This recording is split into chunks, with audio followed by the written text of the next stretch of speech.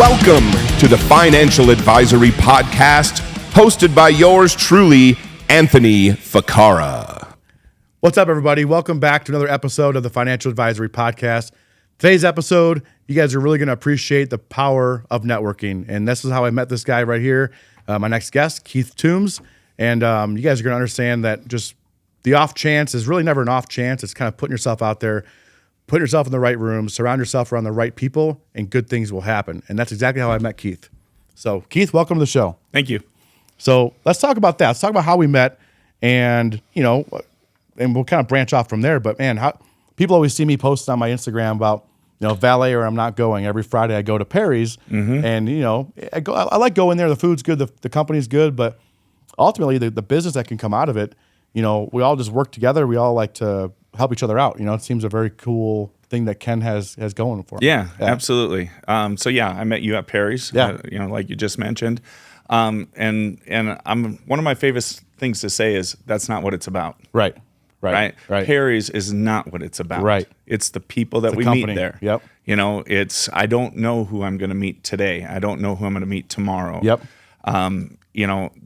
Networking is huge in the world of finance and business. It's so important, and then and it's, we like to make it fun, and it's like organic, but ultimately it's super powerful, and people that don't understand, he's showing off, he's going to Perry's in his fucking Lambo again, or it must be nice to take off work in the middle of the day and go eat lunch. It's like, that's not what it's about, guys. And you have to understand that if you're not in it, you don't get it. You just see it as a show off or as a flex. But man, we're all out there trying to expand our network and meet cool, even if it's just meeting cool people. I mean, like-minded cool people at our age. I mean, I'm trying to date myself here. It's harder and harder to make friends and meet new cool people unless you're trying to. It is. You actually have to put it out. Yeah. When you're younger, it's easy. You just go to the gym, or you go to the school, or you're in high school, or you're paired up with some kid in grade school. That's easy. You go to college, you make friends. Those are easy ways to make friends. When you become an adult and you're worried about your company and your business and being successful, you don't have time to go make friends. You either have the friends or you do like what we do, and you go networking, and then the friendship parts, it's cool. I think it happens afterwards. Yeah. I have a strict policy in my world. I don't barter very often. Yep. If I owe you $5,000, you owe me $5,000. We're both writing checks for $5,000. Okay. Not a big barterer. I like that. In my world. Yeah, I like that. Because favors tend to get uneven. Oh, yeah. In the barter world. Oh man, that cost me. It's like, no. Yeah, then tell me what it costs. Yeah, exactly. And I'll pay you. Yeah, what's the going rate? Me. Yeah, what's the going rate? Exactly. Yeah, that's a good point. I think sometimes people who have hard, fast lines in the sand, they weren't born with them. It's because I got burned here, and I vow to never get burned again. So from now on, I no longer barter with people. I don't hire friends. I don't hire family. So tell me about. Let's back up a little bit. I know you as a successful business owner. Okay. That's how I met you at the stage of life we met. That's how I know you, but you didn't get there on accident. So tell me a little bit about your story. Tell about your company, and I guess the short version of how you got there, and we'll kind of elaborate on that. Yeah, so I actually own handful of companies, but the two major ones are KatWorks is my trucking repair company. So we repair semi-trucks and trailers, refrigeration, trailers, box trucks, stuff. These like are that. Anything accidents or what? Yeah. So one of our specialties, we originally started out as a specialty with refrigeration repair, and we still do great in that. Okay. But we have evolved, as businesses do, into collision repair. So now we take semi-trailers that hit bridges. That's my favorite, dude. Right? You can watch those videos shit, dude, all day long. Those videos and guys getting wrapped up in a PTO. For some reason, those videos, I fucking love those videos. There's a camera. There's a camera in Jersey somewhere, I think. Don't quote me on that, but there's a camera in Jersey that's just on a bridge. Oh, dude, that's awesome. And they have reel after reel of roofs, and it's just barely. So it just peels the roof off like a tin can, right? That's awesome. So, man, yeah. When I was building power lines, and we'd have these trucks, same thing. And there's always a certain bridge, one in Commerce City. You probably know about it. I do know about it. That has made me a lot of money. Exactly. You should go there and pet that bridge every once in a while. Oh, yeah. I was thinking about putting my number right there on you go. When you hit this, call me. That's awesome. Yeah, but we have guys that, were new to driving trucks, and they would, follow your GPS in your car. And it's like, dude. That's for a car. Exactly. You got to know where you're at and know your situation in these trucks. And that's too funny that we know the same bridge. And oh, yeah. awesome. Absolutely. Yeah. Yeah. So anyhow, go on. About your So company. anyway, the two companies. So Catworks. That's my main. That's what I started here when I moved to Denver 10 years ago. I started that, and that branched off. And I'll get a little bit into that. And then I have my rental company, which also branched off of my repair company, because when trucks are broken down, people need a rental. Yeah. So I branched that off. You recognize the opportunity there. Yeah. So starting Catworks out was no easy task. I mean, I worked my whole life for somebody else, like most people did. Yeah. You know, What even gave the idea to build a company, and how do you even know there was a need for it? So my whole life, as an adult life, so I worked for this huge shipping company, the majority of my adult life, and I learned a lot of skills and a lot of stuff, business related, how to do things. And I worked on the side. I've always worked on the side. Yeah. I'm always hustling. I'm always trying to do some side money. And everybody has told me, all my friends that was back when I worked on friends' stuff, right? Yep. They were like, man, you need to just start your own business. You need to start your own business. I was making a lot of money with the company that I worked for, though. I mean, and it was very comforting. And it was comforting. And I could go home at the end of the day and shut my brain off to that. Yeah. Didn't matter, right? I mean, there's something to that. There is. Right? Because sure. my world doesn't shut off at 3 o'clock or 4 o'clock or 5 o'clock. Well, talk about the alarm clock you have to set. You have an alarm you set to to leave. Otherwise, you're stuck there all day. Yeah, you've seen it. Yeah. And so my phone every single day goes off at 4:30 p.m. and it says end of day. Yeah. And I use that every day because I've set a balance to myself. That doesn't mean my work day is over necessarily. That just nice means reminders. Hey, dude, you're probably balls deep in something. It's time to get out of there. It's time to start winding down. Yep. That's cool because that just shows you how hard you have to work at your job, or your career, and your business to know to have, because the work's never done. The work's never your done. job, my job, entrepreneurs, we're never done. It's okay. When are you going to stop for the day? When are you going to unwind for the day? And I think it's really cool you've been able to set that boundary, because a lot of us don't. And I still haven't really figured that out yet. And I do and I don't. Like, I don't kill myself, but I'm always open.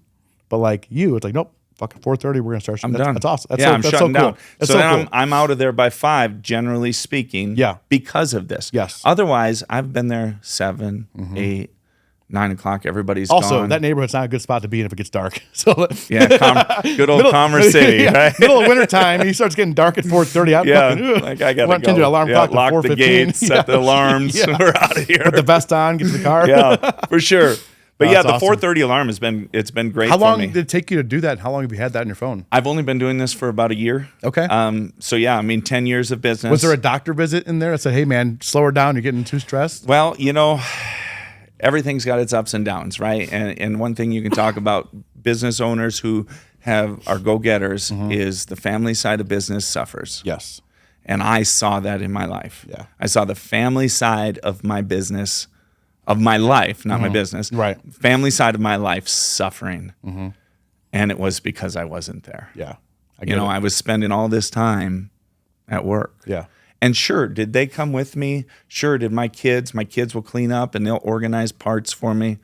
But that's not what they want. No, yeah. Yeah, but that's what I want. Do I want a bunch of little slaves? Yeah, sure. no shit. That's awesome. Slave labor is awesome. Yeah, I mean, man. I grew up on a farm in Wisconsin. Yep. That's what people had kids for. Yeah, is, right, exactly. to help with the business. Yeah.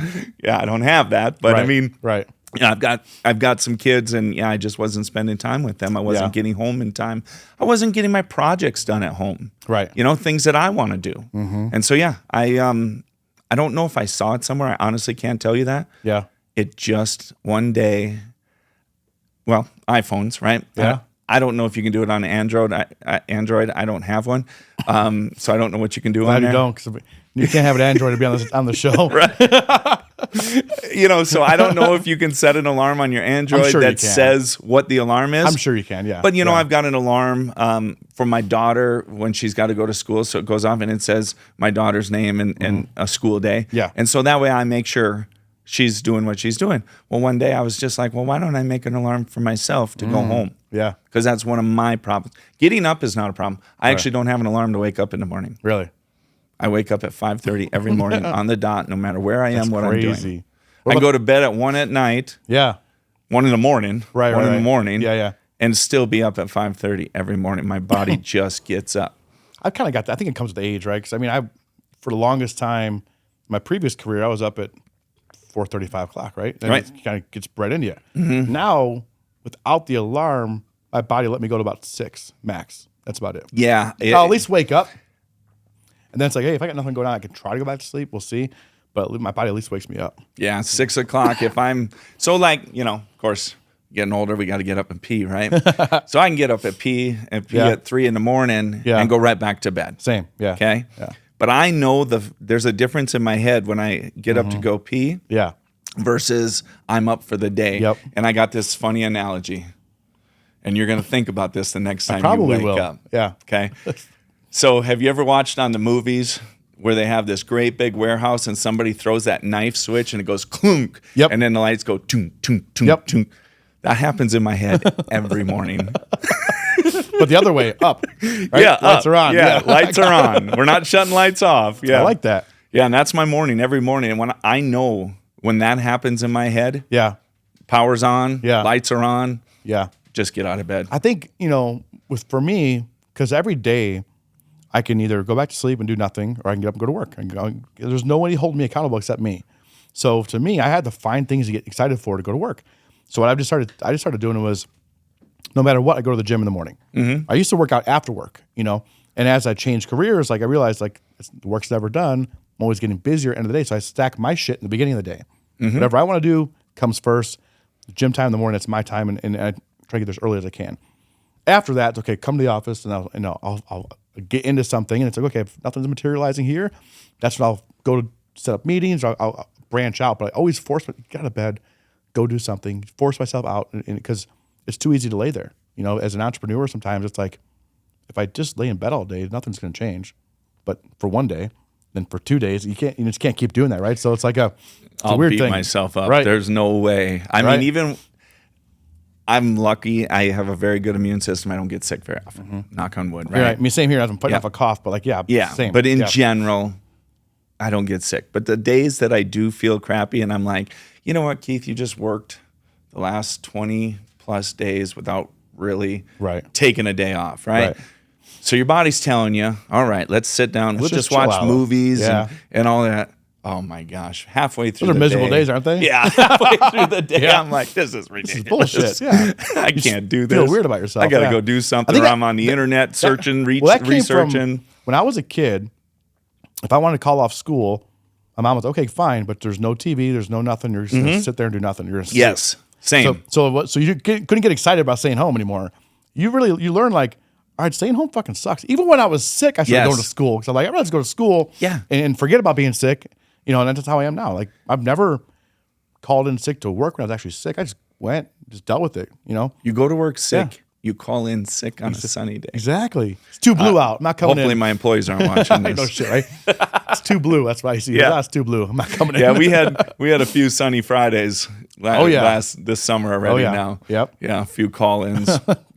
Sunny Fridays. I noticed that in Colorado, that's a thing. In Illinois, that was never a thing. And you come from the Midwest, and we talked about this briefly last week. I was having like a rough day about something, and you were really responsive. I'm like, you're not from here, are you? I don't think I knew that before. Like, we talked about that. But I'm like, there's something about Midwest, and so when you moved to Colorado, did you notice it as a general? The people you hired, people you interacted with.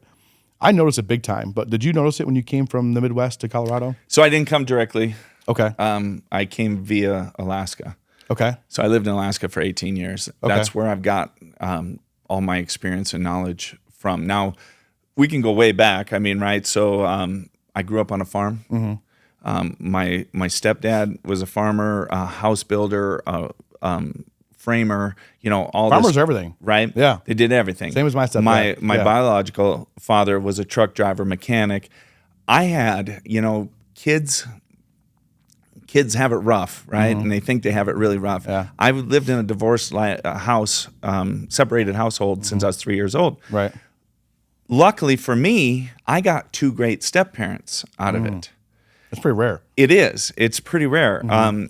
And my stepdad taught me all this farming stuff, all this house repairing and plumbing and minor electrical and, all these things, right? And then my biological father taught me how to drive equipment, big big equipment and semi trucks and work on stuff and weld and all that stuff. And so I got these two great worlds all before I was, out of high school. Right? That's awesome. That's hard to get to. It is. And then and then still as the, Midwester, I, grew up with little to no money. Right. So I couldn't go to college, or I didn't want to rack up bills. You want to go to college. To go to college. Yeah, same. So I joined the military. Okay. Didn't know what I was doing. I was like, oh, this is a great 4 years of, they're going to feed me. Yeah. Give me a place to stay. It's funny. I had the same mentality because I almost joined too. I took the ASVAB and everything. Yeah. But that was my mentality of I could save up money for 4 years. For sure. I could live dime free Learn for 4 some years stuff. and learn some cool shit. See places. Go shoot some brown people maybe. Yeah, whatever. Just Whatever. I mean, at that time at my time it would have been, it was right for 9/11. So there's a lot of American hatred for those people at the time. So it was that was a hoorah. it was. Yeah. And I came in right after the Gulf War. So same mentality. Yep. Big. Yeah. yeah, So, it was in the big, and matter of fact, my mom didn't want me to go to the military because she was afraid because the Gulf War had just happened. it was pretty hostile. I mean, now And, people, military is a little bit different these days, at least in 2024. But 2004, 2005, it was pretty hostile. In the Middle East and in your time, and there's a lot of American hatred for that type of people. And it's like the more you learn about things, the more you learn that the American propaganda machine is pretty strong. Yes. And by design. Yeah. It kind of changes your viewpoint on things as we get older. Sure does. And, being in it, and I love the military, but, the military, what it taught me a few things. Yeah. Is I'm a leader. Okay. And there are very few leaders in the military. You have to be at the top of everything. And, you come into the bottom. Yeah. And so I was ready to get out when it was time to get out. And Which was? in Alaska, which is where I stayed. And that's where I, started working for that company up there, and the biggest shipping company in the world at the time. Okay. And Cheers real quick. yeah, absolutely. Shout out to the sponsor, Telson Tequila. Let's see if he likes it. All right.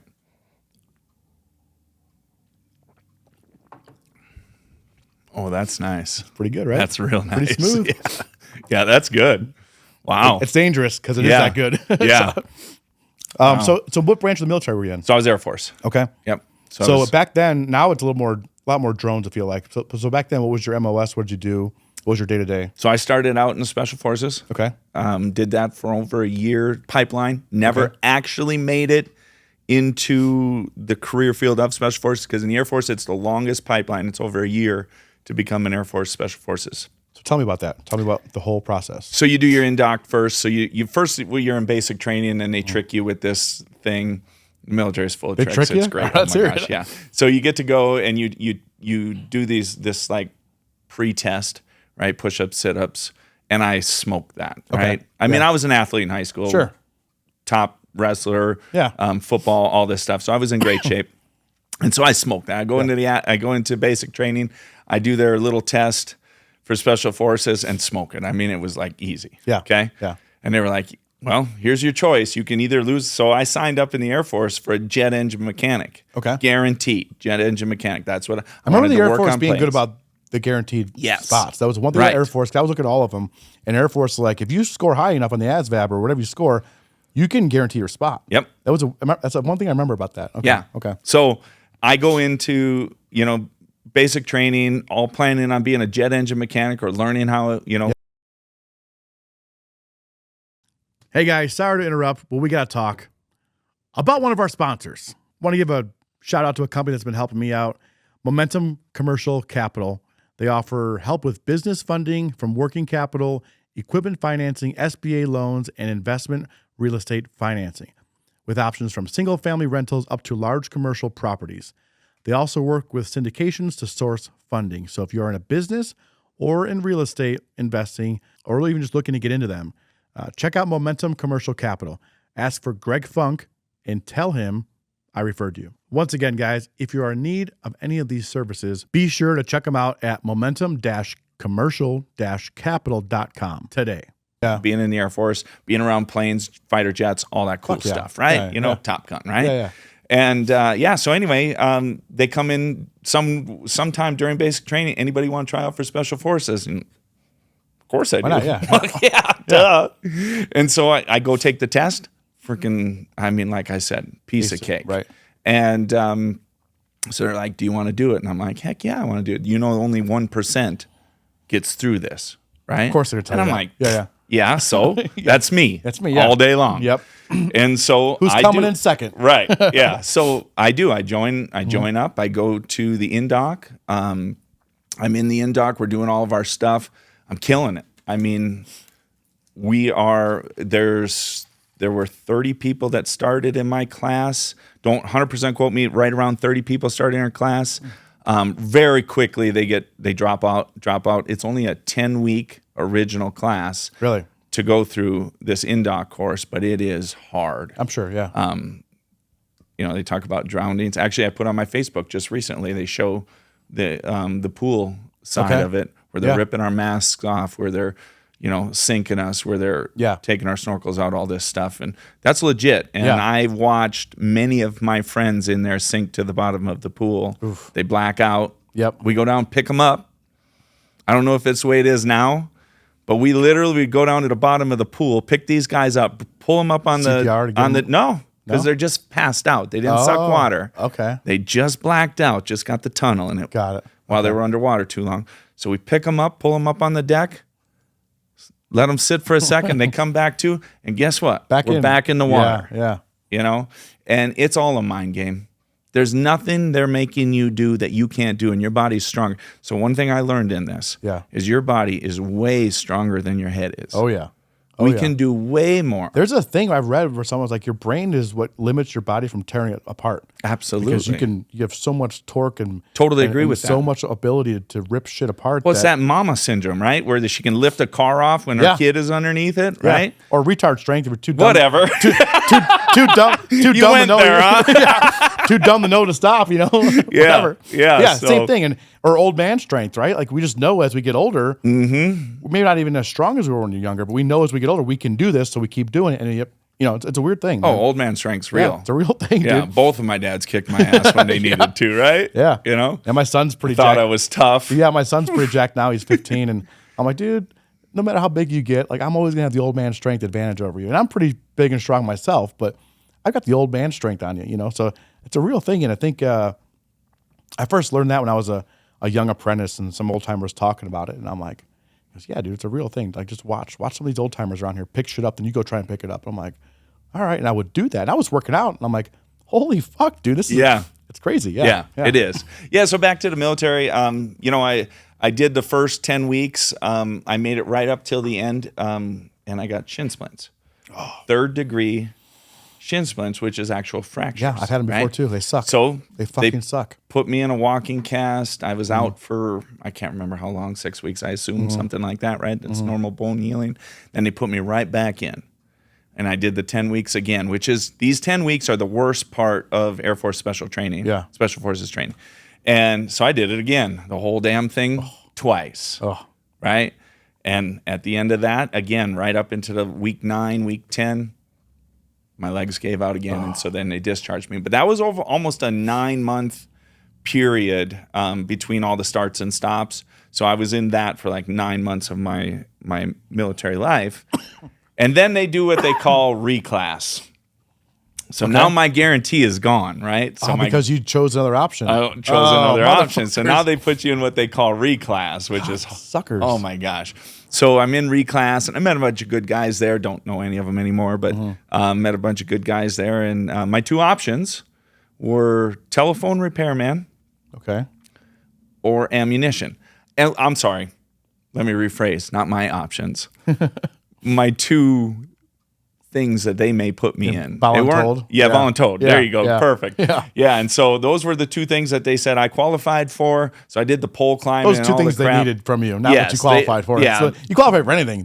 We need bodies over here and here. So long story short, they put me in what they call ammo, munitions. So I built bombs, missiles. Hell yeah. Loaded fighter jets, anything that was on an F-15, F-16, A-10s. That's what I was did. Was that a real thing where guys are drawing like Sharpie and stuff on there? And like for sure. They're like, okay. Yeah. What are some cool things you wrote on a missile or bomb? So I have only, let's see, what was it? I didn't do a ton of that. The cool stuff that I did, because I never deployed. Okay. So I was always back behind the scenes. So we can't write on that stuff because then we'll get in trouble. It's only when it gets deployed and it's going to be dropped that's fine. So we could put it on dummies. Sure. And we did some stuff on dummies that we knew were going to get dropped. Okay. Just stupid little stuff. That's a real thing though, right? It is a real thing. Okay, for sure. Yeah, that's awesome. It's one of the things you see in the movies you hope is real, but you don't know. The cool thing is, so we used to build what they call GBU-15s, is 2,000-pound guided bomb. Okay. Right? And you have to test the guided system on it. And so we have literally in a box the same thing that's in the back of an F-15 for the Wizzo to, I think it's what it's called, whatever the guy in the back, Goose. Whoever Goose was, right? Okay. Yep. And so we got a little screen, little joystick. Oh, just like the new Top Gun where they got the little joystick. Yep. We had that same thing. Okay. And we could look out the end of the GBU-15. And so one night, and this was not Allegedly. Yeah. One night, a buddy of mine, and he's still my best friend today. Him and I only served for like a year and a half together, and he is literally my best friend today. And him and I chased each other around. We opened up the big garage door, which wasn't supposed to happen. Right. And we're running around the field, and we got ourselves tracked with the bomb. Mm-hmm. That's so fucking cool. Awesome. That's like literally my favorite thing that we did. I mean, we did a lot of stuff, but that was my favorite thing that we did. That's so cool. Yeah. So anyway, long story short on the military, I did my military time, and I love the military, and I think it's great. It did exactly what I wanted it to. It gave me an extra 4 years to grow up. That's cool. Yeah. You know? Yeah.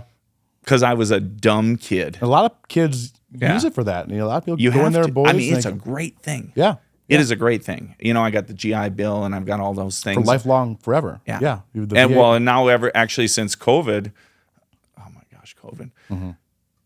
Yeah, that's a whole nother part of this. Yeah, no shit. The GI Bill changed again then. And matter of fact, you could, because at first it was only 10 years. Okay. If I remember correctly, it was only 10 years. You had to use it in 10 years. Yeah, now it's lifetime. Okay. Don't quote me on all that stuff, but that's where I think it is. And, but I've used parts of it a little bit. I never got a ton. What about for the down payment and no doubt, like VA loans? So VA loans is great. Zero down. I used that one time on my first house. There you go. Yep. Okay. On my first house. That's cool. I used the VA loan. They have some restrictions. It's a little bit, there's some rules to it, of course, right? Yeah. But I used it. That's cool. And I got into my first home at the age of 24 years old. Yeah. With a wife and one child already and a stepson. No money down, right? No money down. That's cool. Yeah. I think, say what you want about the military, right? It's like you can have your political views, left or right, or whatever you want to do. Like what we said, the military is a good tool for people to grow up. The lifelong benefits you can get from that. Short of going to war and getting killed, obviously that's a shitty part of it. But like everything else could be such a useful, lifelong, lasting impression on a young man that I think and a young woman, I guess. But because I have kids that are about that age, it's like, man, do you guys want to go to college, military? Like, it's weird not knowing or trying to help your kids decide that, and they're looking at you for like, I think it'd be a good idea. Well, depending on the kid, depending on what their goals are, like, and if they don't know what their goals are, it's a good place to go figure it out too. Yeah, and to be honest with you, there's a whole nother portion of that people don't really realize. So I grew up in this small town in Wisconsin, and it's a white town, right? Mm-hmm. No other races in all reality. I mean, there was 2 Korean kids that I went to school with. Funny story. Mm-hmm. We never even realized they were Korean. I mean, they were just because we did. But the point of this is the race whites. The race wasn't there. We had no knowledge that there should be, or not should be, that there was anything about race, right? So we're this small town, and they were adopted kids. Still friends with them today. Yeah. Right? Yeah. Still just talked with one of them on Facebook the other day. Okay. Right? I mean, amazing people. Again, back to race, the race in the world is crap, and we're not getting into that. Right. But the point of this, the point of this is this little white boy from Wisconsin who didn't know any better got put into the military where everybody's there. Nice. Everybody, and we're all in the same position. Yep. We're all going through the same crap. Yep. We're all hurting. We're all crying. Yep. We're all sad. We're all missing our families. Mm-hmm. All of us. Nothing's different. Race pretty much goes out the window. You stop seeing it, right? Yeah. Yeah. Yeah. And the problem, I guess I'm going into it a little bit. Okay, let's go. Go for it. Is the problem with our country is we're too safe. I agree. Everything's too easy. Too soft. We are too soft. We have no problems to worry about, so we fight with ourselves. You know, and I see this in businesses too. Yeah. You know, if we want to segue this back into how I've learned and how I became who I am, is, you know, when things are too easy, too soft, when you're handed it, when you don't have to work for it, when you don't see how you got there, you won't make it. You won't appreciate it. Or appreciate it. Won't even know how good it is. Yeah. This is, I have no idea. Right. And if you, back to that, you know, there's quotes.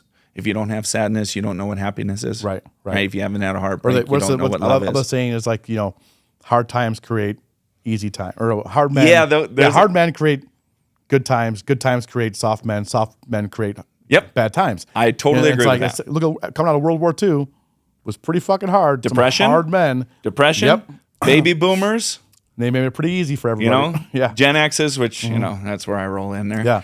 You know? And people forget how, you know, how tough life can be. And I think also the whole American thing too. Like, I've traveled the country, or the world rather, not as extensively as most people, but I've been to several different countries, and it's like, I was just in Germany, and you think Germany's this nice, great country. And it's like, everyone there's broke, and it doesn't look as good as you think it would. And people like to bitch and moan about America. I'm like, dude, everyone in Germany wants to be in America. They're all asking me about what's it like to buy a house there? And we came and buy houses here. What's it like to this and that? And, you know, and all what are taxes like? And I'm like, all these things are like hitting me up for all these things. I'm like, you can't even fish there.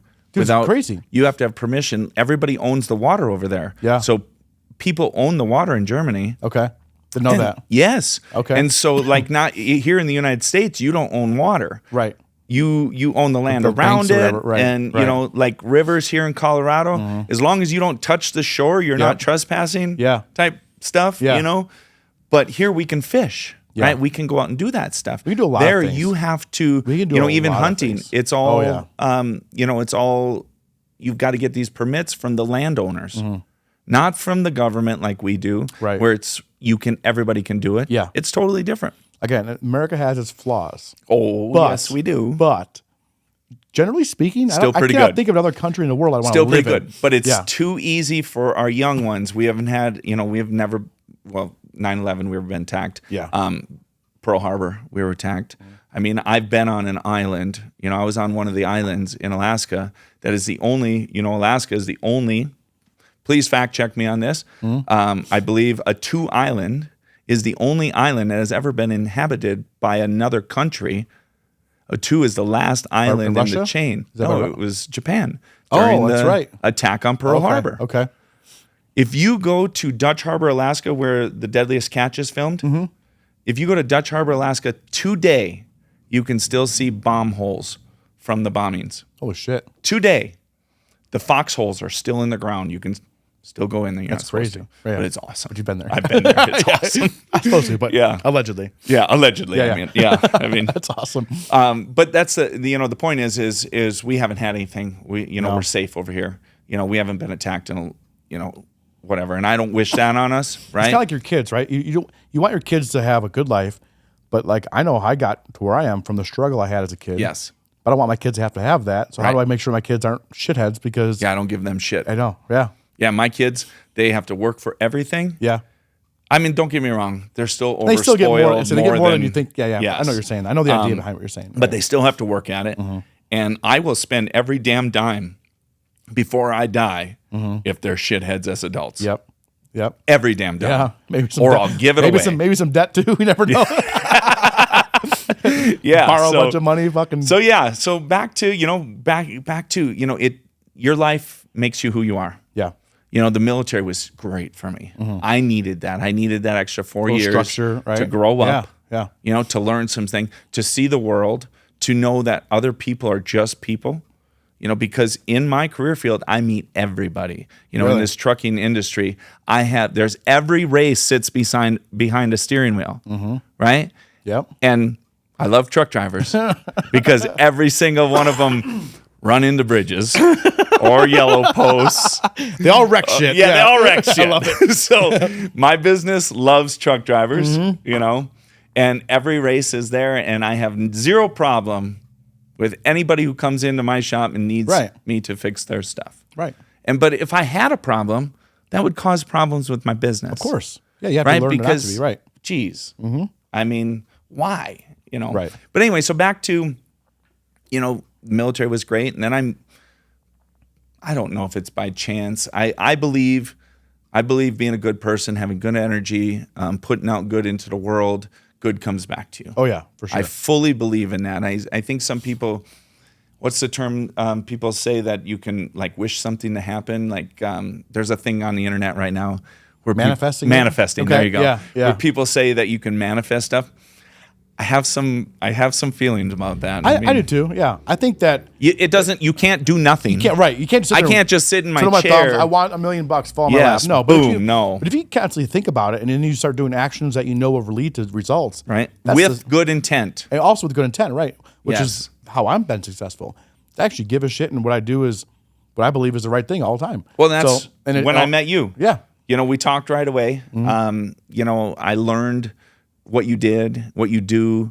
I was like, oh my gosh, this guy I'm missing a piece in my financial world, in my networking group. Yeah. And it's a team. So one thing about business is you can't do it alone. If you think you can, you're going to fail. You're fucked. Yep. And I need you because now you are part of my financial side. You are part of the side of my business that isn't the business. Right. Right. So my business makes money. Sure. And I have money to do stuff with.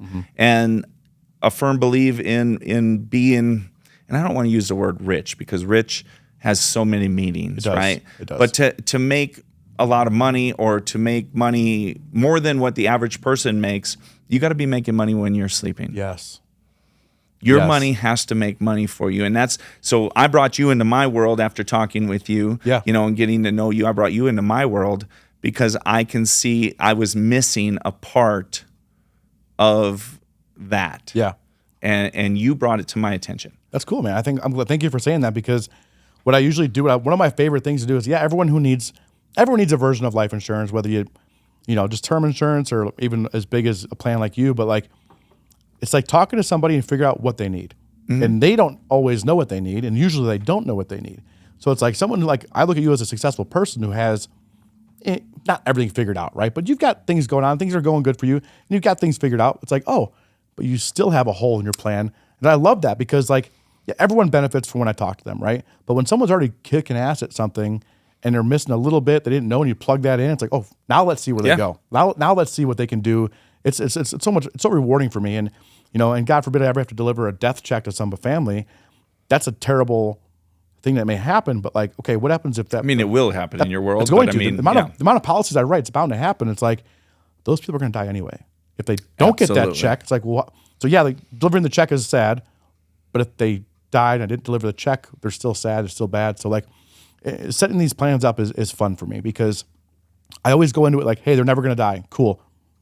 Plan. Let's plan how they're alive. Well, that's the idea. You sold me one, and I'm young, right? Exactly. I think I'm young. Youngish. Am I still young? Youngish. Ish. You're Thanks. in the ish part. Thanks for that. Yeah.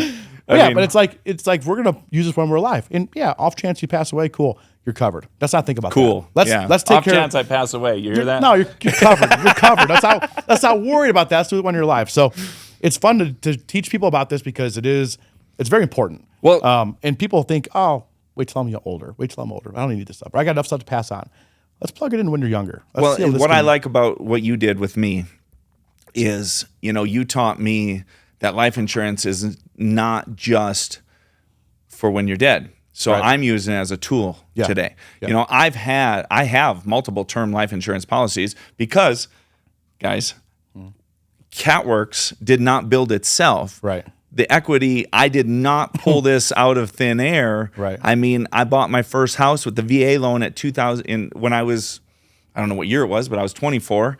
4 years later, I sold that house and bought another house, made $50,000 off of that house, rolled it into my newer house, right? Yeah. And then, worked my butt off to get to where I was and blah, blah, blah. Anyway, I made enough money to put a down payment, refinance that house, right? To 80% because I don't want to pay PMI, right? But I want all of the bank's money. Yep. So, and that's a thing that I do today still with my rental properties is my rental properties do not I do not pay more than 30% off on my rental properties. so smart. As soon as I get to 30%, I'm What's up, guys? I'm sure you're enjoying the podcast. It's fucking awesome. I know. Okay. But let's talk about one of my sponsors, Alpine Moving Company. So we all know that moving sucks. Okay. Stop asking your buddies to fucking move you. It's always a problem. We know that. Be an adult. So use Alpine Moving Company. They know how to get the shit done. They offer residential and commercial moving. Also, they will move you anywhere within North America, anywhere in the lower 48, Canada, Mexico. And they're going to hook you up with 10% off. So discount code MOVE24. Make the right move. Financing, taking that money and buying something else with the bank's money. That's so cool. You do that's the exact way to do it. It's like leveraging into wealth. People don't get it. Yeah, I make, and I try to explain this to people. The majority of people who have debt are car loans. Yeah. Mortgage is a good debt. I'm 100% good with a mortgage, but most of them are car loans, credit card debt, debts to friends, debts to school debt maybe. Yep, school debt to medical, which I mean that sucks if you didn't have good insurance, things like that. Yeah. Which is all bad debt, right? In general, my debt makes me money. Exactly. Every $1 million worth of debt, and I'm not going to throw numbers out, but every $1 million worth of debt, I know in my head the percentage of money I'm making off of it. And as long as you can people understand interest, right? They think interest rates are bad. Okay, well, if you can outperform the interest rate, you're winning. I don't care about an interest rate. Exactly. You could ask me today what the interest rate is, and I don't care. I know it. But the rent's outperforming it, and the appreciation of that property is outperforming that interest charge. Everything I do is built in. Yep. Right? So if I buy something at 5-6 years ago at 2% interest, the housing market was, and now it's at 6 or some crap like that. And that was great, but the rents were lower too. So exactly. Your margin wasn't like. But I don't care because I go buy a great property right now at 6% interest. One thing nice about that is, let's say it drops back down to 4. I'm going to refinance. You're refinancing anyway every couple of years anyway. I'm refinancing anyway. Rates are good, refinance. Rates are bad, you're and then refinancing. guess what I'm doing? I'm taking that money, I'm maxing that loan out to 80%. I'm taking that money and I'm buying something else. Yeah. And now rinse and repeat. Rinse and repeat all the time. But it takes something to do that. Yes. Right? I mean, people are afraid to do that. The Midwest mentality when I grew up was you pay your house off. Pay it all off. You pay cash extra for everything. pages or extra mortgages, 13 a year or more on your principal and all that. And that's your retirement, is having your house paid off. Yep. No, I'm in the building stage of my life still. And everything is at in between 70 and 80% owned by the bank. Yeah. And I'm using their money because guess what?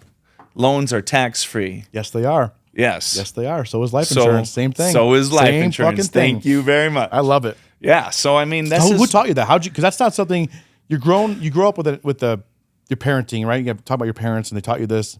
Your great step parents, and all these things they taught you. But it sounds like the one thing they didn't teach you about was they money. Didn't have that. Right. Yep. So they had a lot of pieces. You took the pieces. How'd you find the money side of it? The business side of it. So that's back into just networking, right? Okay. And I'll let's see. We met a group of people. I say we, back to my group of people, right? Met a group of people a long time ago that had one of these workshops, right? To teaching you to buy and rent houses, or buy houses and rent them out, and how to do that. And I just listened, right? A lot of times, just listening will make a huge, I'll sit at Perry's, right? And I may be sitting at your table and you and I may be bullshitting about something else. You hear other shit. Yeah. That's a Midwest thing. That's a fucking Midwest thing. Because not everyone can do that or does that. Right. But when I do that. Yeah. I got that from my dad, and I think it's a Midwest thing. Yeah. Go on, sorry. And then I'm going to, hopefully, my goal will be, is to circle back around that person. And be like, hey, excuse yourself from the table. Hey guys, I'm going to talk to this guy. Or whatever it works. And we're all good with that. That's the neat thing about the networking groups that we go to is if I excuse myself from you, say you're boring me. Yeah. Whatever it may be. Chances are I'm not boring anybody, but yeah. So say I'm sitting there and it's a conversation that we've had before, whatever, and I'll be like, hey, I'm going to go talk with these guys real quick. Yeah. We'll catch up later, and you're going to be like, cool. And I'm going to go over there. But then the thing is I'm going to come back to you and I'm going to be like, hey, man, guess what I just heard? Yep. Guess we have to talk to together. Right. Yep. And we're going to put this together. Yeah. And the one thing I really like about, and I pick my people, right? You have to. Is You have to. we share this information. And so back to what you're talking about is being in a business. Yeah. I didn't know any of this. I didn't go to college. Okay. I have 3 semesters of college, all by choice, all aviation. I love airplanes like crazy. Okay. So I took classes in college just to learn about my fun part of my life. No intention of graduating. No intention, just to learn more stuff about aviation, more stuff about that. You might be the only person I've ever met that took college courses with zero intention of getting a degree. Yeah. That's cool. 3 semesters. Yeah, just for fun. Aviation. All of it. I didn't take any of the. I thought maybe went there for the chicks, but it sounds like there's probably not very many chicks in those classes. I was married back then. Fair enough. Yeah. I could see someone going to college for the chicks, right? Right. Go to ASU for a semester just Yeah, to right. fuck around. Yeah, I could see that. Oh, for sure. For you, that's pretty cool, though. All Yeah. right. So that's So I have no college business backing. Right. Everything I've done. Now, don't get me wrong. I could have paid for college with some of the mistakes you made along the way. No. I would say that's me. I could have paid for college, or the amount of money I've cost myself by just forcing it and learning from my mistakes. Right, could have been way smoother taking different routes. But I also appreciate what I did and how I, Right. Yeah, I appreciate. Yeah, and I learned from mistakes too. And yes, I have made some costly mistakes in my life. But I hired a company to come in and to my business, and tell me what I'm doing wrong. That's so cool. Yeah, That it takes cost me a lot of money. It takes a lot to recognize you need the help, to swallow your pride and accept the help, and then implement it because that's cool, dude. I at heart am a mechanic. Yes. Okay. I'm a mechanic all day long. I can fix. Right. I can fix things. Yeah. Right. You want something built? I can fabricate it. Sure. I'm business savvy, but I know nothing about it, or didn't. Right. Had to force that one. I had to force Everything else that you already one. had that growing Yeah, up. I had that. It came in me. It came with my family, my parents.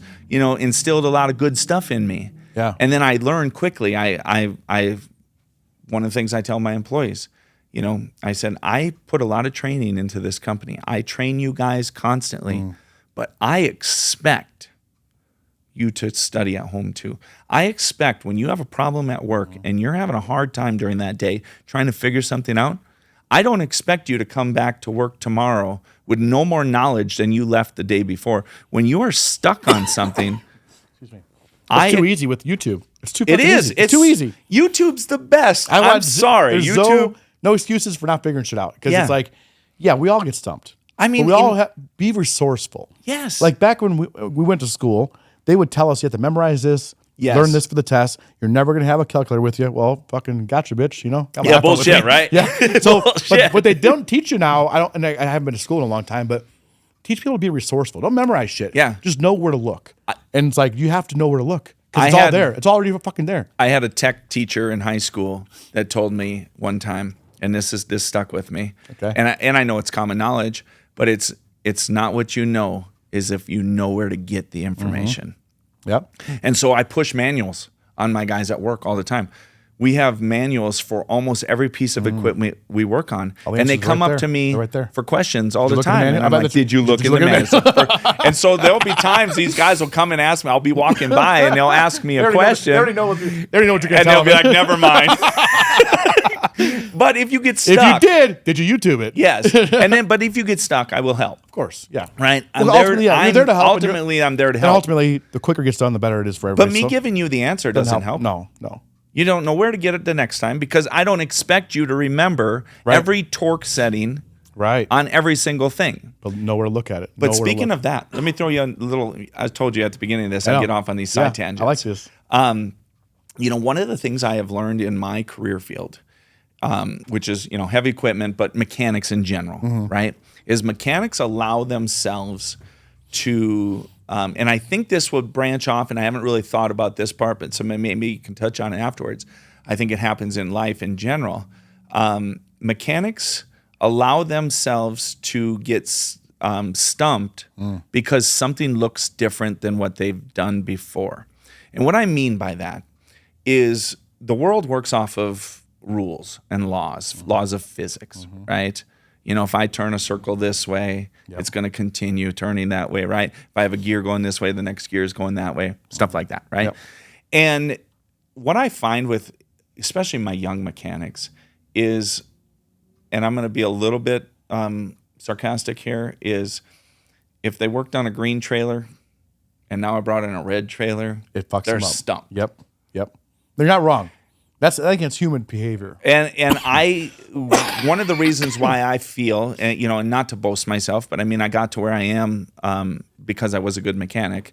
But one of the reasons I'm good at what I'm doing is because I could look at something I've never touched before, never worked on it before, and just put the physics, Right. the rules of physics. And common sense sometimes, right? Yep. Yeah, it's like in it and be like, that's a gearbox. Okay. The gearbox has a shaft coming in here, a shaft going out there. I know within that box, there's got to be something turning the other one. It's funny you say it like that because I had an old teacher, and when I was an electrician, he goes, "You guys know more than you think you know." He goes, "Next time you guys have a broken washer or dryer, tear it apart. Take it apart. Start looking at it." He goes, "It's not that fucking hard. The guy who made that isn't that smart. No one. It's not. Nothing's that hard that you can't figure it out." And like I was in my mind as you were talking earlier about your stepdad with the plumbing and the electrical and all the farm shit, right? My stepdad was the same way. And he just figured shit out. And to me, to this day, am I an expert? Do I have the confidence to tear apart a bathroom? No. But if you had a gun to my head, I would figure it out. Like, I don't want to go do that shit. I know I can do it because plumbing is not that hard. Nothing's that hard. Nothing is that is fucking that hard. Because I haven't done it recently. Will it take me longer to get into it? Yes. Do I want to go do it? No. But if that's my job, none of that shit's that hard. So do I know anything about computer chips? No. I built a mining rig. I built a fucking a Bitcoin mining rig after watching my buddy build one. But that's what I'm saying. I figured it out. I built one, and to this day, I couldn't tell you how to fucking build one. Yeah. I forced myself to learn how to do it. And that's what I'm getting did it, at, right? And it's like all of a sudden, now it's about, I don't know how to do that. But if I put in the effort, I could do that too. But if you ask me right now, do you know how to build a mine? I mean, no. I don't know how to You build would have one. to figure it out But again. I figured it out once. I know I could figure it out again. Yep. And just like you said, you look at something, okay, A plus B has to equal C, and so on and so forth. In general, And the next thing you know, laws you of look behind physics you, are the same. Yes. So the funny about the red trailer, blue trailer, because we have apprentices. When I was building power lines, we have apprentices, same thing. And then this trailer is different than the last trailer. The plug's different. Well, they make adapters, or it goes over here. Like, don't just stop when you're like, Right. It has to happen. We're not leaving here till it happens. Right. Start figuring it out. Yep. It's still, all of it's the same. It might look different, but it's still the exactly, same. Same shit. These guys aren't smart. And I want to touch base back on that. So when I started my business, I didn't think I knew enough. So back to what you just said, people don't think they know that, or your boss or whoever it was said, I didn't think I knew enough about semi-truck and trailer repair to run my own business. I'm like, who am I going to ask? It's just me, right? Everyone's asking me, who do I ask, right? Yeah. And so how am I going to do this? Well, I come to the realization really quick after starting this, I knew way more Than you thought you did. than I thought I did. Yeah. And then back to what my teacher said, it's not what you know, it's do you know how to get it? So, of course, I brought in manuals. Of course, YouTube was the first thing on my phone, right? Yep. And I very quickly learned that, yes, I can. And yes, I can. Yeah. You just got the one problem that you solve gives you confidence for the next problem. Yes. It's like, well, I built that one trailer that I never fucking thought I'd build it and did it. This one ain't no big. This one's, you just start learning that, and then people look at you like, how's this guy fucking so confident? It's like, I'm not. I just know I can do it because I've done it. My mechanics will get frustrated. I actually just had this happen about a week ago. One of my top truck, not one of, my top truck mechanic got stumped on a job. Okay. And he was beating himself up about it. Couldn't sleep at night. And I love that shit, right? Of course. You want him, because this guy is passionate, right? You want him I to want love it. this. Right. And my reefer guy is the same way, my top refrigeration guy. He's the same way. If he can't figure something out, he beats himself up about it. Yeah. And him and I will talk, and I do the same thing with my and I might not. And I'm going to tell you, I don't know as much about trucks as my top truck mechanic does, but I can sit there because I know how systems work. I can sit there and banter with him, and we can run things through. I love doing that with people, right? Yep. And we can work things out and snowball. Just talking about it. Yep. And snowball into a problem solving. And situation. you'll talk about it, and also the light will click for him. Yes. It's like, Yep. fuck, I gotta go. Yep. It's like, cool. Yep. Talk to me later. So the point of this, though, is I've told both of these, my top guys, my bottom guys will get stuck and I'll help them through it. Not as big a deal. But when you got your top guys stuck and they're frustrated. nervous for you because you're like, fuck, if this guy doesn't know. Yeah, exactly, right? Next stop is me. I better have the shit figured out. But you know what I tell these guys? Both of these guys have worked for me for years and years. I tell both of these guys, have you ever not figured anything out? I was going to say, I've never, our saying was, I've never been on a job that didn't get done. Yep. Right? You ever not figured it out? And they'll be like, nope. And guess what? That truck, we put that truck out, and sometimes you got to walk away from it, right? Sure. We put that truck outside for a week. We called up the customer. And we're like, we're kind of stuck.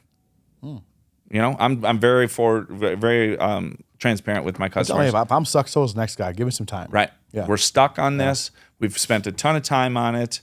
I got to get some other stuff in the equipment. I said, I got to get my mechanic's mind off of that job for a little bit. What does the customer say to that?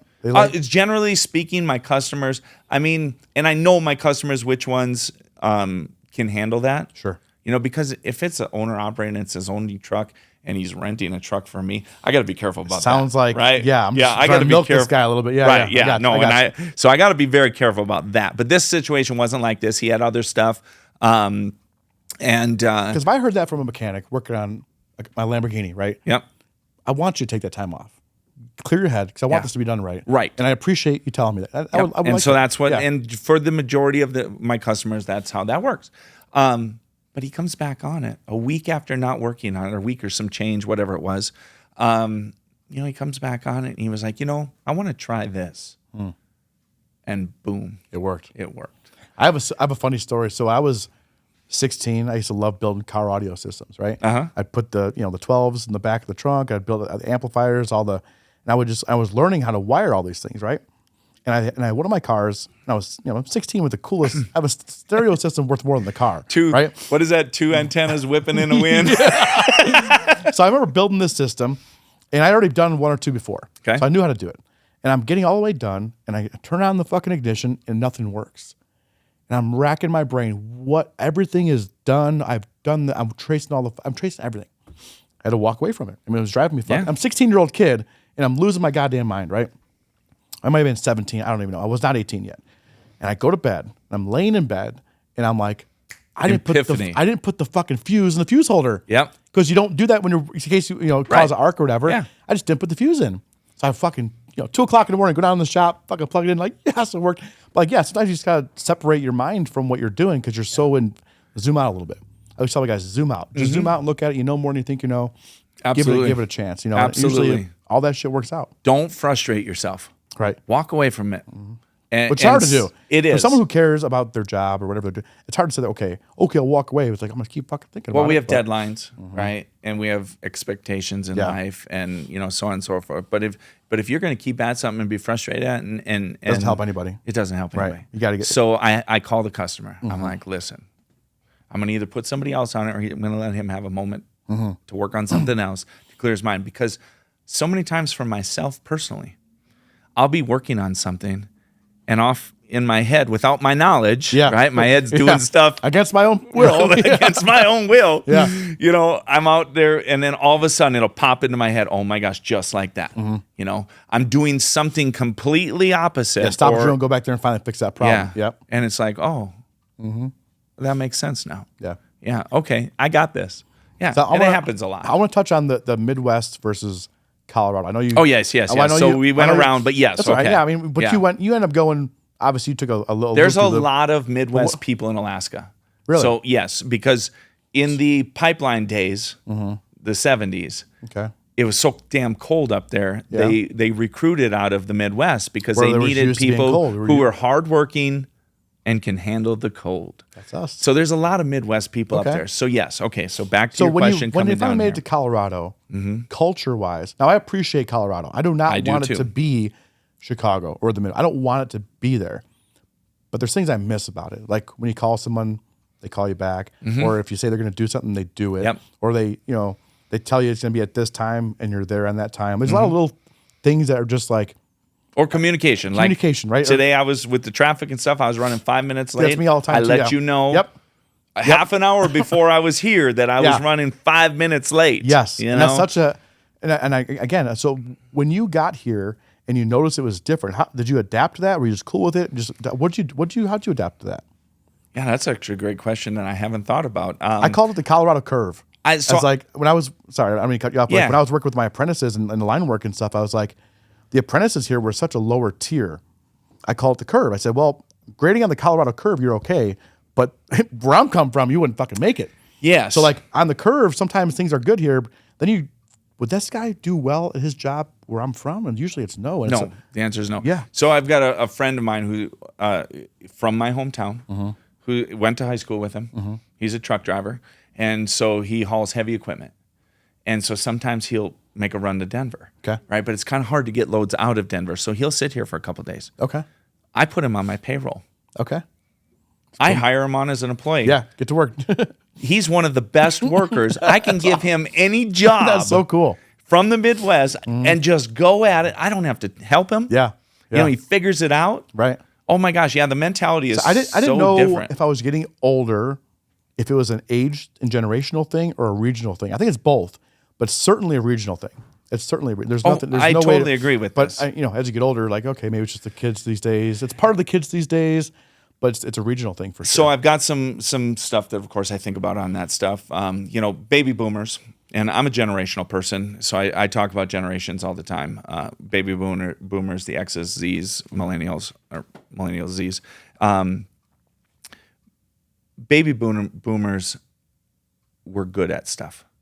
They picked a career or some sort of skill and became the best at it. Okay.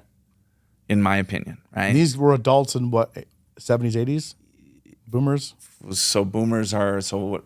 What's up, guys? I know you're enjoying the podcast, but I want to pause this. I want to bring some attention to my sponsors, Telso Tequila. I want to go over a few cool little facts with these guys. So they are from Las Vegas, and there's thousands of tequilas in the world. Telso is one out of only 40 tequila brands that owns their own distillery. So it's super unique. It's a big flex, right? It's really fucking cool. So based out of Las Vegas, super rad. Check them out. Use our discount code FINAD20, telsotequila.com. 50s and 60s. Yeah, They were boomers adults then or born then? They're already in the work. No, they were born then. They're born in the 50s and 60s. Workforce 70s, 80s? So yeah, worked in the 70s and 80s, right. yes. Yeah. And so these people stayed at jobs for 30, 40 years, became the best at what they did, whether it was a machinist, whether it was like my parents worked at window manufacturing company, wood windows and doors, and, worked their way up in the company, and became the top of their spots, that's all I knew. right? They were experts at it. Yeah, but they're experts at it. I see today nobody, and I don't like using nobody always. I'm with you. Right? I understand. And so I hate to Generally say that. speaking. Generally speaking Yeah, there. Because like my little brother's a millennial, and that kid is one of the hardest working kids and, has that Midwest mindset. And there's exceptions to the rule. Yes, there's exceptions to the rules. But I don't see people working at being the best at anything anymore. Like you said, when you were building your Bitcoin machine, you studied and worked your ass off to figure it out. And if you would have stayed in that, you would be the best, right? No shit. I would be a fucking Bitcoin wizard by now. Yeah. That was like 3 years ago. Yeah, with the hat and everything. No shit. Yeah. Level 12, Fuck, here we go. Yeah. You never know. So, but that's what you did, right? You focused on it and you really figured it out. I don't see kids doing that now. I don't see kids picking something. Now, don't get me wrong. Did I plan on being a top refrigeration mechanic in my life? Absolutely not. I came into that. I got out of the military. I applied to a bunch of jobs. Right. Happened to get hired at the biggest shipping company in the world. And they're like, what do you know? I mean, I showed them my skills, right? My basic mechanical skills. Yeah. And went in there but they taught me the rest. But then I excelled. I thought, refrigeration's cool. So what did I do? I sat at home. I read manuals.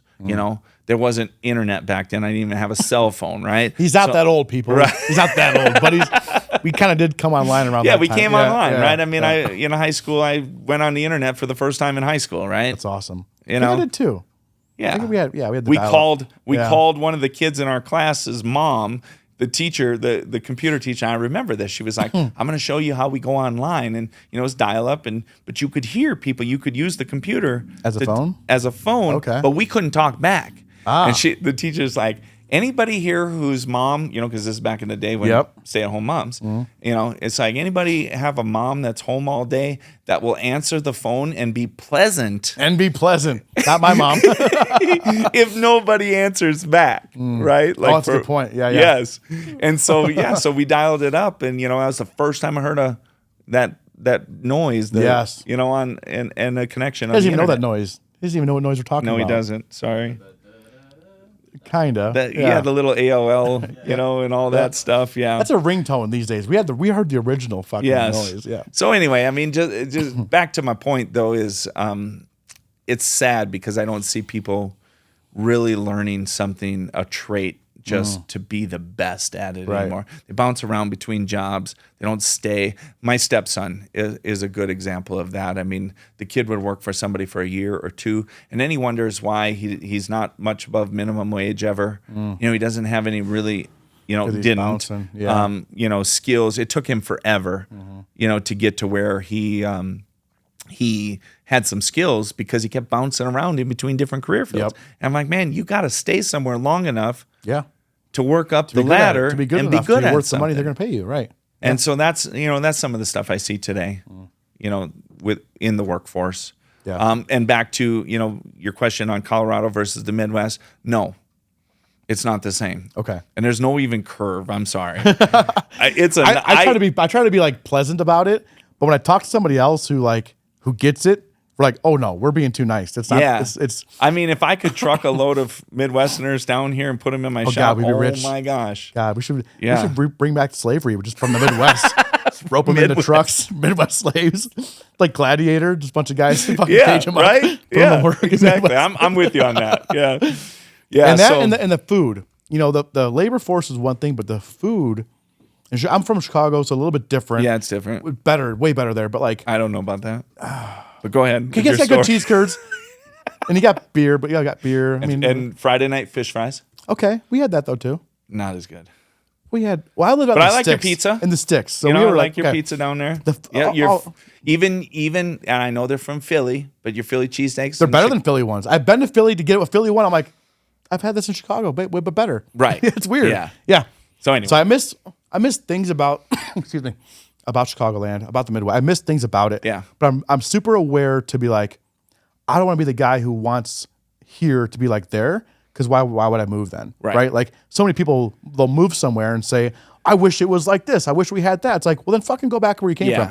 I like what this is. It's also helped me take a step back and be able to calm down a little bit and still do well compared to being high strung all the time and getting the Midwest of go. It's like I can still take a step back and still do okay because the rest of everyone else wasn't even wound up to begin with. But it's faster pace here. So there, go. They're always working, but it's like the tortoise and the hare. Here, I feel, they're just always working. They're hard workers. They're always going at it. They're always doing stuff. It's a faster pace here. Faster pace, really? I think it's a faster pace. I mean, things move. Meeting people, the connections, the networking. It all, for me anyway. Really, I'm moving way faster than I ever did anywhere else. I think I'm moving faster, but it seems like it's not that fast around me. I could be. Maybe it's missing. Yeah. Maybe I'll. Recognize it. Yeah. Think about it again. Maybe. I mean, I'm not telling you you're wrong. No, yeah. It's a different perception. It's a different perception. Yeah. But the people that I put around myself, it's a fast pace. We're moving along. We're all doing what we're doing fairly quickly. I think the right people are moving faster. Yes. Most of people here though are right? not. But when you lived in the Midwest, you were a young kid. I moved here 6-7 years ago. Okay. So it wasn't that different. Did you have your business there? No. So, right. Yeah, I know. So you're back in that working for somebody else. Mm-hmm. That's a different world. It is. Yeah. Again, I try to figure out I have a different life now, right? Right. Totally. So it's like I don't know if it's completely where I am geographically, where I am age-wise, where I am in my business and different careers. Like it's a lot of things together. But when I first came over here, I was still in the same world. I was still building power lines. You were. It was apples to apples, and I was like, "This is a big difference." That's what I noticed. Like I was killing it here compared to over here. I was good, but I was like superstar. It was crazy. Yeah, I see what you're saying. So in the same world, it was a big difference. Now it's like, okay, how would this world be over there? I don't know. Probably different. It would be different. But like I couldn't do this world that I'm in. I don't feel that I could do this world back home. I agree. I think circumstantially just better fit for me here. Yeah. Yeah. Well, everything's better. And there's here. more opportunity. There's more people here. We need Yes, the people to do I what we agree. do. You know, when I depend on trucks coming into my shop, I can't live in a town that's only got 10 trucks driving Right. through it in a day. Hoping for that I one live bridge in to a get- town where there's Yeah. a million trucks in Exactly. it every day. Yep. Right? Yeah. And so, same. yeah, I mean, so there's a difference there. Big difference. You know, but back to financials. Let's jump back to that. You know, getting into the world, getting where I am. You know, if we're going to talk to people and let people know what it takes to be a successful business owner, I mean, it's people. Yeah. Again, you can't do this alone. Right. I did nothing alone, but I also didn't take no as an answer. And I'm going to give you an example on that. So the building that I now purchased, I started my business, I rented just like everybody else, right? For the most part, people, that's what they do. You rent until you get moving along. And so I rented, and I was paying somebody else's shop mortgage. Yeah. Right? Making somebody else rich on their Yep, equity. Yep. sure was. You know, I did that for 4-something years. And then I was like, yeah, this is crap. It's got to stop. Yep. This has got to stop. So, but I didn't think, and I am firm on this, never answer a question for somebody else. That includes a bank, Okay. somebody who you need help from, you know, whatever. Don't answer a question, because I would have swore up and down I would have never got the loan Ah, okay. for my building, Okay. right? Millions of dollars, Right.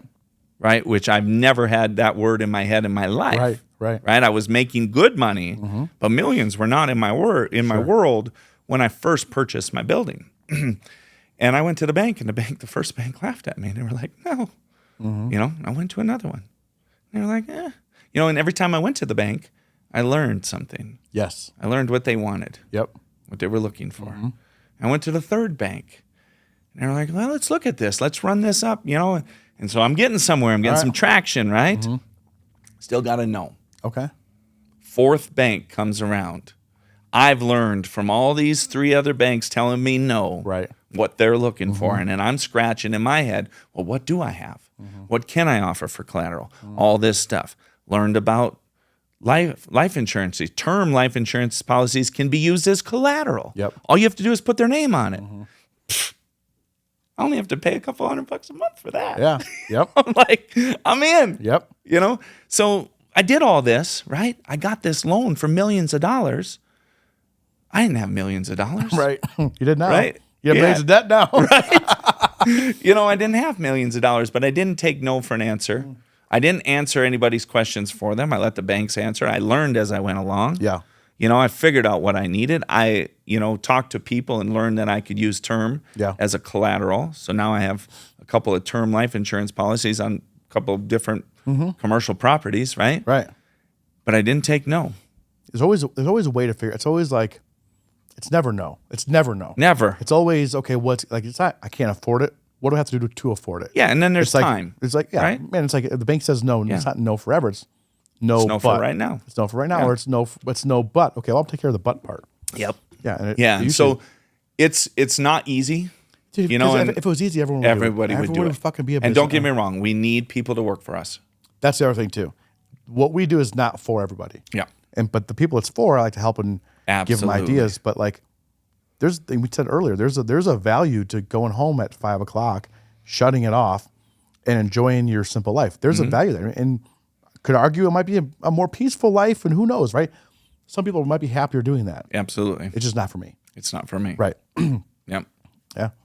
Yeah, and it's not, you know, I ask people, my friends, people I run into all the time, you know, because people will say, well, they're so rich. And I'm like, well, what does that mean? Give me your definition. I love hearing that. That is one of my favorite questions. I have a to very ask good people. quote for that, but go ahead. Yeah, so I ask people all the time, and it ranges. I mean, you know, rich. You know, a lot of times people say, "Well, they're a millionaire," and I say, "Well, what do you mean? Well, Is if it their bills are 1 million? If their bills are $1 million, Right? they're not rich. Yeah. Yeah. Is it 1 million? Is Right. it 10? Is it 100 Right. million?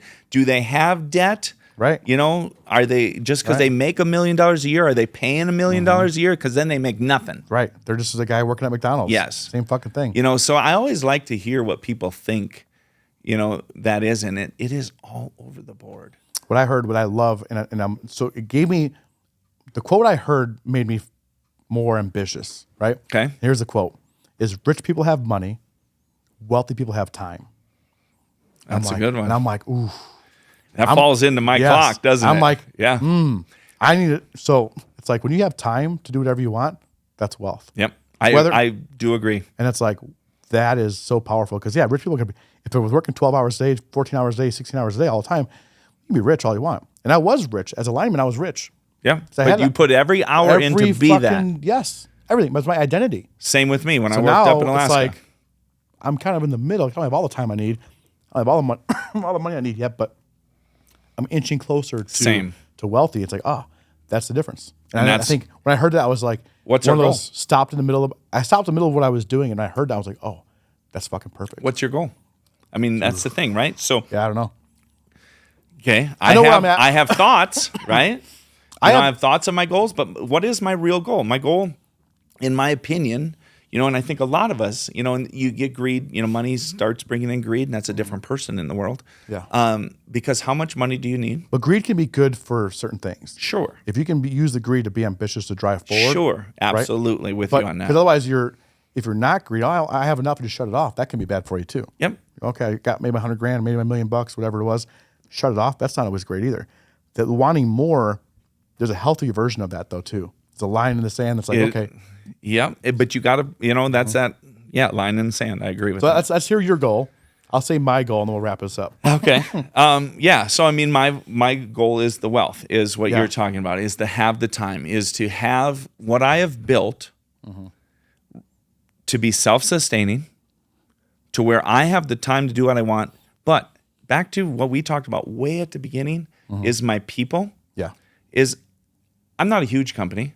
I only have 15 employees, but that's 15 families. Yes. That's dozens of people that depend on me and my company to make the right decisions to live in this world and be in their world of happiness. And the economy they produce by buying shit in their neighborhoods. So my goal is this is my latest goal, actually. Okay. This one, because it's changed over the years, right? My goal is to be self-sufficient, to have the time. I'll never stop working.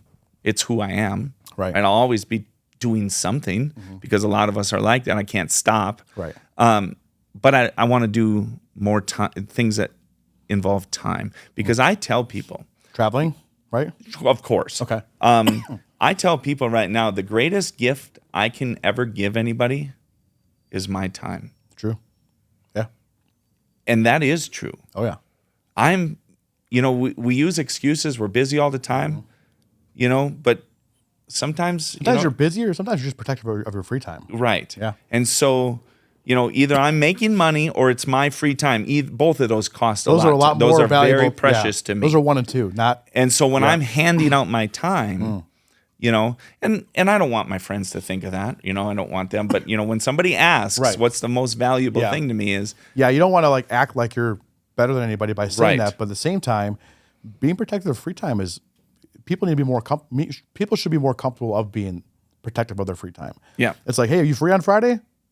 Maybe it depends. I don't know. Yeah, I have free time. Right. I was banking on fucking off and enjoying my free time, but I'm not helping you move a fucking couch, buddy. Sorry. I'll give you $100 tires and movers to do that. Yeah. Yeah. God damn, yeah. Don't die on us. Cough, yeah. Man. All right. So my goal is I have a lot of, we talked about this kind of off air. I have a lot of the stock that's doing really well, or going to be doing well, I should say. To the point where if it goes as planned, I'll have all the money I need this year. My family and myself, the rest of my life, this year in 2024, I should have all that. So my plan is, like you mentioned, you can't just stop. What are you going to do, right? Right. Is I want to have enough money and influence to change outcomes of things. And one of those things is, with life insurance in my previous career and trade, is those guys didn't get it. And I want to find a way to come up with a fund where everyone gets it.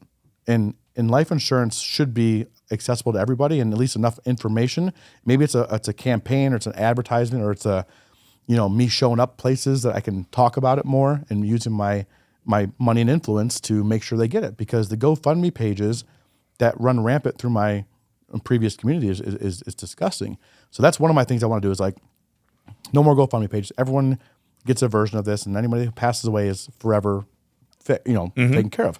And then just spreading that knowledge of that, right? Obviously, that's a big thing. But then finding some other kind of charity or something that makes sense to me that is a big thing. And then, one day there's legacy and there's living forever. If you get, your name on a fucking library or some shit, or you create enough influence in your community that do enough good for some people that is lasting, right? And that's, I don't even know what that is yet. That's what I want to do. You want to make it past 3 generations. You've heard that, right? Yes. 3 generations, and you're just a picture of an old person on the wall. Yep. And I want to be like, hey man, that crazy guy Ficarro, Grandpa Ficarro was out there, but goddamn, he's got some cool ideas. Right. Yeah, and we we're heard still, about him. There's still stories about him. And they're still benefiting from me because of that. That's what I want. I want to change something to the point where everyone benefits, long after I'm gone. It's like some kind of immortality with enough money and influence is my goal. All right. So I got one side joke, and that's awesome, and I like that. Cool. I got one side thing on that. Okay. So the other thing I laugh about, and this I tell my family and friends this all the time. I want to make enough money to where I can figure out how much money to give each of my family members and friends to fuck them up. where they quit their jobs. They're like, I got enough. He gave me enough. And then they live like 10 years and like, God damn it, I don't have enough. I'm out of fucking money again. They go back to work 10 years. I'm 10 years older. I mean, I laugh. Of course, that's not what I want, bro. But I laugh and I'm tell 10 years people, older. The whole workforce has changed. It's gone. I've lost all this time in the career all field. The skills are gone. There's Fucking new skills. I'm out of my fucking... It's a good one. I like that. Yeah. It's a good... I like dark humor. Yeah, that's what that is. That's some pretty good dark humor there. So, just enough. Here's a nugget for you. Right. Yeah, just enough. Not ruin your whole bloodline. Because if you don't give them enough, they won't quit their job. Right. They have to. Right? They'll just go get a boat or something like that. Yep. Which is cool. No, you give them too much, they're set. Yep. Right? Now, you're gonna it's get a gotta boat, be. a You camper, gotta figure it out. A house, but you're gonna be broke in 10 years. Yes. Like that. There's definitely a mathematical equation we can figure out. There's gotta be. We should work on that because I have some people in my life I'd like to do that too. Like, and it's not a good thing. I know it's not a good thing, but there's some people in my life that I want them to think it's a good thing. And like about 10 years down the road, like, how'd that wad of cash going for you? You got a new drug problem? Well, that sucks. I shouldn't think like that, but it degenerate gambler all of a sudden fucking lost everything. Yeah. That'd be kind of fun. It'd be a good. It makes me laugh. You'd come out as like a hero. Oh, for sure, right up front. Giving all this money out to all these people. You're sitting in the back waiting for the fucking phone call. This guy OD'd on meth. It's like, oh damn it, that sucks. You went there. I didn't know that was gonna. All the. I took your dark humor and went really dark with it. Yeah. I'm pretty good at that. So, anyhow, this is awesome. I think this is a really great episode. We got a lot of cool bites out of it. He's probably have to make some edits here, and that's all right. But this is great, man. Thanks for coming out. Yeah, absolutely. Cool. I enjoyed this. This was really good. Awesome. Thanks, man.